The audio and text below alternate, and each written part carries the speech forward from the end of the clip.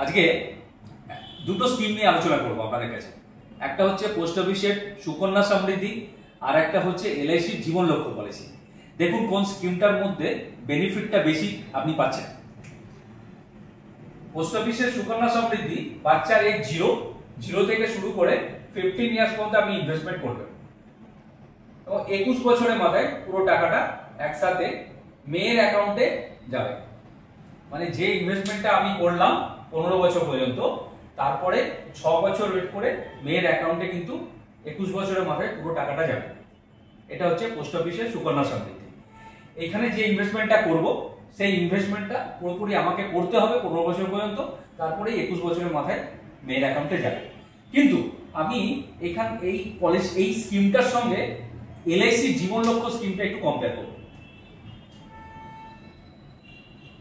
Zero age আপনাকে pay করতে হবে 18 বছর পর্যন্ত, আপনি ম্যাচুরিটি পাবেন 21 বছর। এখানে যেখানে সুকন্যা সমৃদ্ধিতে আপনি 15 বছর দিচ্ছিলেন, এখানে 18 বছর দিতে হবে। আমি ধরে নিলাম একটা মান্থলি 5000 টাকার আপনি ইনভেস্টমেন্ট করছেন। 18 বছরে আপনার প্রায় 10,60,000 টাকার মতো ইনভেস্টমেন্ট হবে। টোটাল এই টাকাটা ইনভেস্টমেন্ট হবে।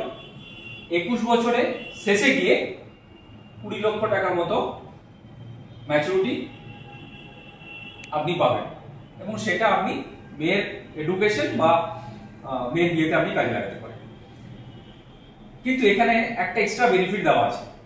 ধরুন এই দুটো ক্ষেত্রে আমাকে কিন্তু ইনভেস্টমেন্ট এখানে 15 বছর বা 18 বছর পর্যন্ত করতে হচ্ছে, কিন্তু যদি কোনো কারণবশত এখানে বাবা নেই, তার প্যারেন্টস যদি এখানে না থাকে বা কোনো কারণবশত বাবা যদি মারা যায়, তাহলে কে প্রিমিয়ামটা পে করবে, ইনভেস্টমেন্টটা কে করবে? ফ্যামিলির লোককে ইনভেস্টমেন্ট করতে হবে তো। কিন্তু এলআইসি এই স্কিমটাতে বলা হচ্ছে, জীবন লক্ষ্য স্কিমটাতে বলা হচ্ছে যে এখানে ইনভেস্টমেন্টটা স্টপ হয়ে যাবে। তাহলে প্রথমে যে ইনভেস্টমেন্ট করছিলাম সেটা স্টপ হয়ে গেল, বন্ধ হয়ে গেল। ইমিডিয়েট 10 লক্ষ টাকা মেয়ের অ্যাকাউন্টে আসবে, প্লাস মেয়ের এডুকেশনের জন্য 1 লক্ষ টাকা করে প্রত্যেক বছর। তার মানে কত বছর? না 21 বছর পর্যন্ত এই 1 লক্ষ টাকা করে প্রত্যেক বছর মেয়ের অ্যাকাউন্টে আসবে পড়াশোনার জন্য। প্লাস ম্যাচুরিটিতে যে 20 লক্ষ টাকা বলা হয়েছিল, সেই 20 লক্ষ টাকা ম্যাচুরিটিতেও মেয়ের অ্যাকাউন্টে আসবে।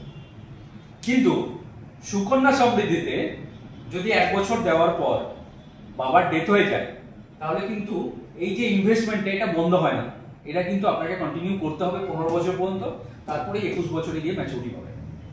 তো দুটোর মধ্যে ডিফারেন্স হচ্ছে এটাই। বাচ্চার এডুকেশনের জন্য বা বাচ্চার ম্যারেজের জন্য এলআইসির জীবন লক্ষ্য পলিসিতে আপনি কিন্তু ইনভেস্টমেন্ট করতে পারেন। পলিসিটা খুবই ইউনিক পলিসি এবং যদি কোথাও কোনো দুর্ঘটনা ঘটে যায় বাবার সঙ্গে, সেখানে গিয়ে যে রিটার্নটা দেয়, একটা জিনিস দেখুন, এখানে আপনি 0 থেকে 1 মানে আপনি 1 বছরে ইনভেস্টমেন্ট করেছেন 60,000 টাকা এবং 1 বছরের মাথায় যদি বাবার কিছু হয়ে যায়, তাহলে এখানে প্রায় 50 লক্ষ টাকা পর্যন্ত মেয়ের অ্যাকাউন্টে আসছে। এটা কিন্তু সুকন্যা সমৃদ্ধিতে আসবে না। তো তার জন্যই বলা হচ্ছে যে জীবন লক্ষ্য পলিসিটাকে আপনি মেয়ের এডুকেশন বা মেয়ের বিয়ের জন্য আপনি কিন্তু এটা কনসিডার করতে পারেন। Thank you.